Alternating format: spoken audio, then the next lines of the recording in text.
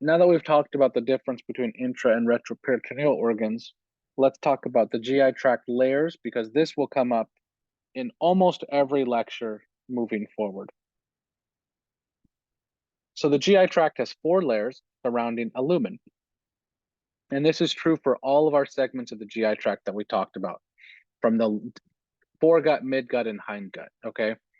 So we have our lumen, and the layer closest to the lumen is called our mucosa, and just beneath that is aptly named the submucosa. Our third layer is our muscular layer, called our Muscularis Externa, and then our fourth layer is either our Serosa or our Adventitia, depending on whether it's an intra or retroperitoneal organ.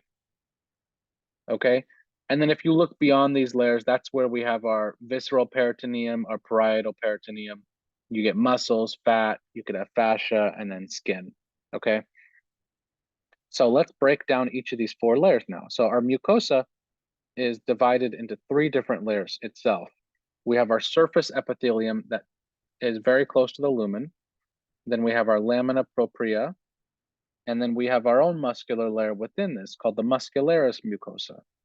Okay, so let's look at a slide just to give a little bit of a rundown of what things look like on a histologic slide. So we have our lumen, and we have our mucosa in this picture.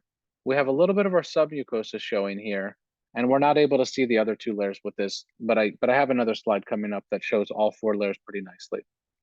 So if we just talk about the mucosa specifically, I want to break down each of these layers. We have our surface epithelium, our lamina propria, and our muscularis mucosa. So the surface epithelium, the layer that's just closest to the lumen, it's going to be composed of simple columnar epithelium. And we'll see, depending on where you are in the GI tract, it has a few different functions. It's really good for absorption, though, and I'll show you a picture of simple columnar epithelium. Simple just means it's not stacked against each other, going up and down. So there's not like columnar cells right here. And then columnar makes sense because they look like column shaped. The lamina propria has a lot of different functions. It has immunologic function as well. I like to think of it, I think the most important organ that we're going to see the lamina propria play a part is the stomach. So this is going to be from our stomach section, where it actually produces quite a few different glands in here. And I'll just give you a little rundown of what kind of substances can be produced within the lamina propria in our stomach. And we'll go over this in great detail during that lecture, but I just kind of want to give you a rundown right now. And finally, the muscularis mucosa, it's a muscular layer, so you know muscles contract, and it's really low yield. You don't really need to know this, but the contractions actually can promote gland secretion, which I thought was kind of interesting. So moving on to the submucosa. The submucosa contains a nerve layer called the Meissner's plexus, or the submucosal plexus. And what this does is, and I drew it in right here, and what this does is it actually facilitates secretions into the GI lumen from our GI tract. And a good way to remember this is just remember all the S's. So the submucosal plexus or Meissner's plexus gives you secretions. And again, if we look at the submucosa, you have a plexus within that mucosa, and that facilitates secretions out into the GI tract. Moving on to our third layer, our muscular layer. It's our third layer, and it has 3 different structures you need to know within it. So you have an inner circular muscle layer, which I'll draw now. Next you have the myenteric or Auerbach's plexus, which serves a couple really important functions. This is probably the most important structure to know within all of the GI tract layers, because they love to test this in a few different conditions. What this plexus does, which I've drawn right now, is it can do a couple things. First off, it regulates our contractions. And I think about that by myenteric, the M in myenteric, I think about the M in movement. It keeps things moving along our GI tract. And then you also have an outer longitudinal muscle layer, which is here. And one thing I want to point out, I mentioned that there's 2 things that it does. It also regulates sphincter tone, which we'll see in achalasia.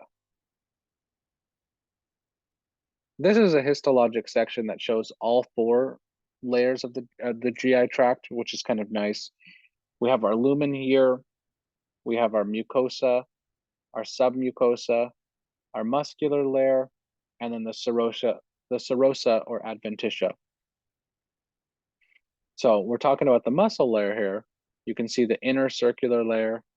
Here's the myenteric plexus, which regulates our contractions and also helps with sphincter tone.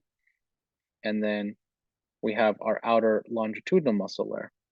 And something that's kind of interesting about these muscle layers, you can see that the inner circular muscle layer has its fibers running left to right in this photo, whereas the longitudinal layer has the fibers running out in and out of the screen. So these muscle layers are always perpendicular to each other if you're trying to find out where you are on a histologic section. Our last layer we'll talk about is the serosa or the adventitia, and it's the outermost layer of our GI tract. It's named the serosa if it's surrounding any of the intraperitoneal organs that we saw earlier, like the stomach, the liver, the appendix, the small intestines. And I remember that by the serosa is for our sliding organs. Remember, the intraperitoneal organs are mobile, they can slide around and kind of do whatever they want. On the other hand, the adventitia is the 4th layer of our retroperitoneal organs, like our kidneys, our adrenal glands. And I remember that by our adventitia is the 4th layer for our attached organs. And if we look here, we can see the 4th layer. And there's another reminder that the serosa is for intraperitoneal or sliding organs, and the adventitia is for attached organs. Thanks for watching. I hope you enjoyed the video. Please like, comment, and subscribe for more content.